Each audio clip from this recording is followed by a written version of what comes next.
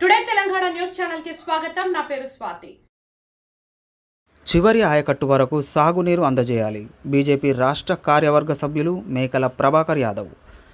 Narayanpur reservoir నుండి దిగువ ప్రాంతమైన రామడుగు మండలానికి సాగునీరు అందించాలని రామడుగు మండల శాఖ అధ్యక్షులు మేడి రవీందర్ ఆధ్వర్యంలో నీటిపారుదల శాఖ ఈఈ గారికి వినతి పత్రం అందజేయడం జరిగింది.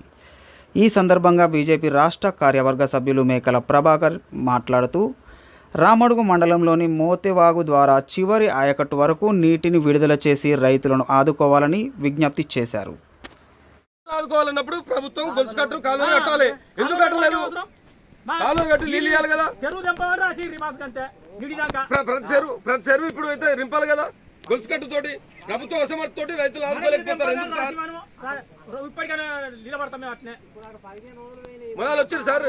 రాష్ట్ర ప్రభుత్వం ఏం చెప్పిండ్రు? అప్పుడు చెప్పిండ్రు కదా సార్ క్లియర్ గా, చివరి ఆయకట్టు వరకు నీళ్ళు ఇస్తాం అని. స్థానిక శాసనసభ్యులు చెప్పారు పానం ఉన్నంత మటుకు రైతులతో ఉంటా నీళ్ళు ఇస్తామని. పానం పడగొట్టుకుంటూ రాత్రి రైతు వచ్చి అట్లా పడతాడు. వాని మీద నువ్వు కేసు పెడతా అంటావు. రైతు వాని భూమి కోసం పడిపోతే కేసు పెడతా అంటావు. ఇలా మేము ఏం చేస్తామంటే ఇది ఎట్లా సార్? ఇదేం పద్ధతి సార్? మీరు రైతులను ఆదుకోవాలి సార్. ఇప్పటికైనా మీరు రైతులను ఆదుకోవాలి. మా రిప్రజెంటేషన్ కదా. మా రిక్వెస్ట్ అంతా రైతుల కోసమే సార్.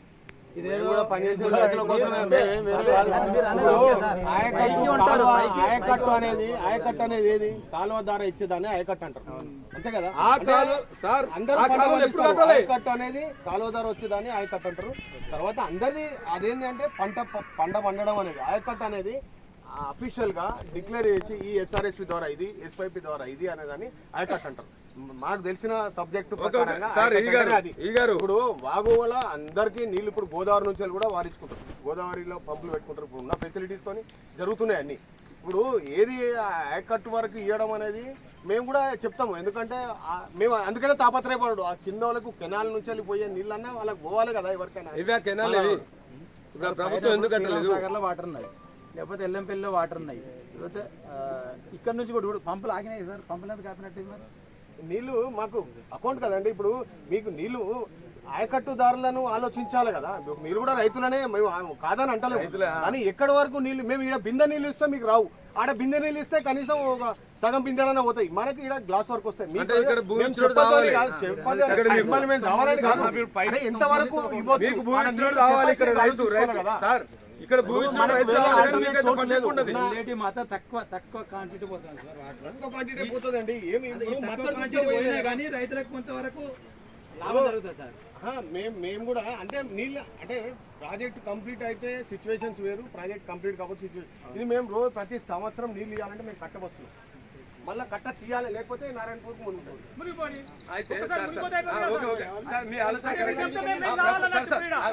ఇప్పుడు ప్రభుత్వం ఆలోచన కరెక్ట్. ఇప్పుడు మేము ఏమంటున్నాం సార్, మీ అవసరాని కోసమేమో మమ్మల్ని వాడుకోరు, మా వాగు వాడుకోరు. అప్పుడు ఏ రూల్ లేదు మీకు. మా వాగుకు నీళ్ళు ఇవ్వచ్చు అప్పుడు. కానీ ఇప్పుడు మా రైతుల అవసరం కోసం మా వాకు నీళ్ళు వాగులో నీళ్ళు పోవడం అనేది ప్రకృతి. అది నేను చేసేది ఇప్పుడు కూడా పంపులు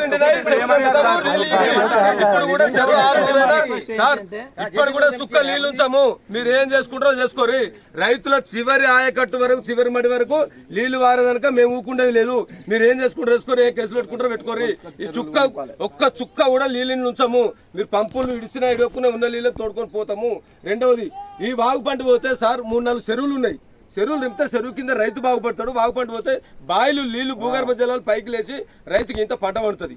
మీరు ప్రభుత్వం ఏమాత్రం తెలివికల్లో అయితే మొదలై రైతుకు సూచన చేయాలి సార్. ఇవో మీ ఎండాకాలంలో మా అసమర్థ ప్రభుత్వం, మేము నీళ్ళు ఇస్తున్నాం, మీరు పంట వేసుకోకూరి, నష్టపోకూరి రైతులు అని చెప్పాలి సార్. అట్లా ఎందుకు చెప్పలే? ఈ ప్రభుత్వం ఎందుకు చెప్పలే? ప్రభుత్వంలో భాగస్వామ్యం ఉన్న అధికారులు ఎందుకు చెప్పలే మాకు? ఇప్పుడు మేము పంట వేసుకున్నాం, మేము చేనులు ఇంతనే ఇప్పుడు వచ్చి నీళ్ళు ఇవ్వమంటే ఏమన్నట్టు? ఎంత మటు కరెక్ట్ మీది? ప్రభుత్వం ఏమో కానీ మీ ప్రభుత్వ అధికారులు కానీ ఇప్పటికీ మీరు ఆదుకోవాలి. ఆదుకోకపోతే సార్ విడిచిపెట్టే ముచ్చడం లేదు.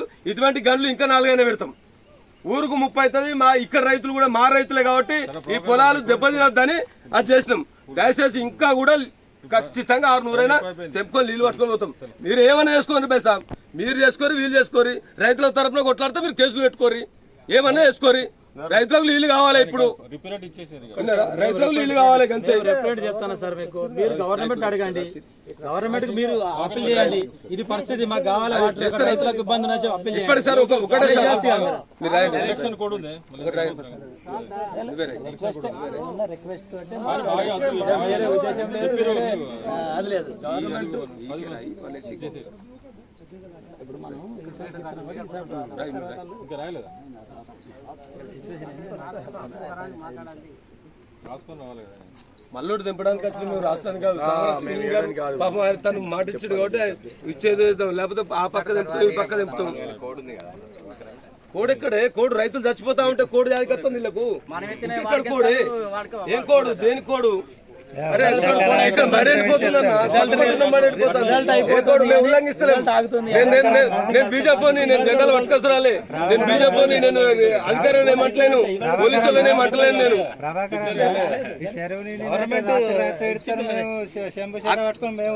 అక్కడ దిగువ ప్రాంతంలో ఏమో అప్పుడు అట్ట పోవాలి, ఇప్పుడేమో నీళ్ళెక్క కావాలి. అంటే మా పరిస్థితి ఏంది?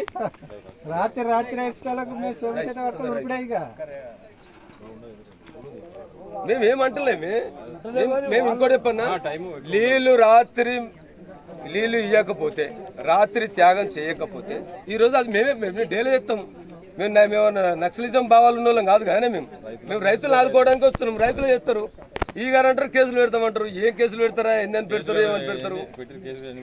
ఎన్ని పెట్టినా ఏం కాదు. మీరు పెడితే ఏమన్నా అయ్యేదా పోయేదా? రైతు అయితే బతకాలి. చూడు రేపు నువ్వే ఎఫ్ఐఆర్ చేస్తావు ఆయన పెడితే. నువ్వు చూడరాదు ఆయన ఇచ్చాక ఏం చేస్తావు? అయితే చూడరాదు. నువ్వు రేపు సాయంత్రం ఎత్తాడుతాను. అప్పుడు నువ్వు పెట్టకుండా ఉంటే రైతుల పక్షాన్ని ఉన్నట్టే. మీరు కూడా డిపార్ట్మెంట్ వాళ్ళు కూడా రైతులు సహకరించారు. గవర్నమెంట్ 10 చట్ట 10 మీ విధులు మీరు చేసుకోరన్నా. మీకు అభ్యంతరం లేదు. మిమ్మల్ని అది చెప్తున్నాం. ఎవరైనా ఆన్లైన్ చట్ట 10 చేసి ఉంటుంది. మేము చట్టాన్ని ఉల్లంఘించమన్నా శాంతియుతంగా ఇస్తాం. మేము కానీ మా పిల్లలు కానీ రైతులు కానీ శాంతియుతంగా ఇస్తాం. కోడి తోటి మాకు సంబంధం లేదు. మీరు కోడి మీకు సంబంధం ఉంటే మీ పని మీరు చేసుకోరు. మేము మీ పనికి అడ్డం రాము. పంపడానికి సరే ఓకే. నేను ఏమంటున్నా అంటే ఎవరి పరిధిలో వాళ్ళు చేసుకుంటారు. మీ పరిధి